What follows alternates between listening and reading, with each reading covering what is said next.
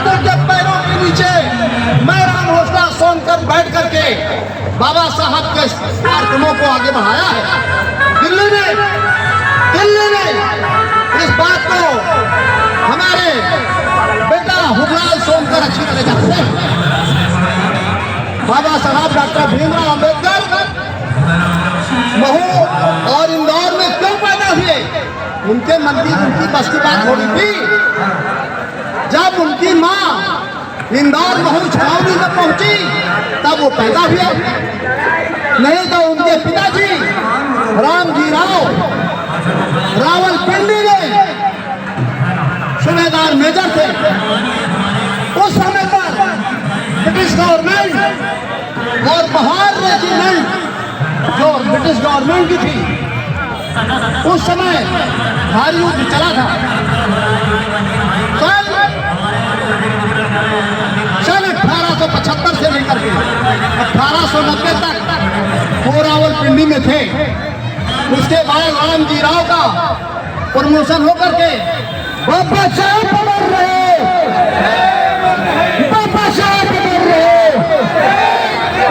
संविधान जिंदाबाद, संविधान जिंदाबाद।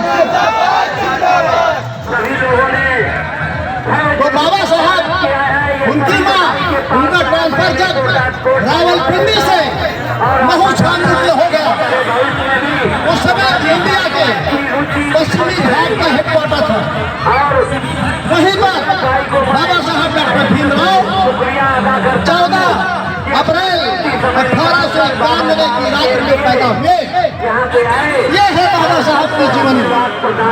बाबा साहब अगर ना होते, खास करके मैं अपने फोर्स के, अपने सिपाहियों से, अपने पुलिस डिपार्टमेंट के लोगों से मैं अपील करना चाहता हूँ, तो मेरी बात को सुने। आज जिस तरह से, जिन सुविधाओं से लैस होकर के आज वो ड्यूटी कर रहे हैं, वो बाबा साहब डॉक्टर भीमराव के प्रयास से हो रहा है। उन्होंने वहाँ पर वो बिल पास कराया था।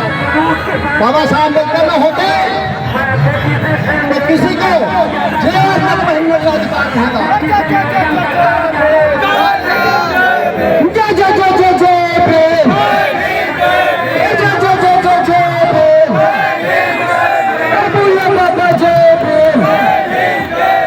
साथियों, बाबा साहब ने ही रिजर्व बैंक ऑफ इंडिया की स्थापना किया।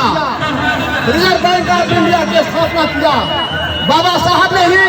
LIC की स्थापना किया बाबा साहब ने ही। ट्रेड यूनियन की स्थापना कराया। बाबा साहब हर क्षेत्र में आगे थे। बाबा साहब की जो देन है वो कम नहीं है।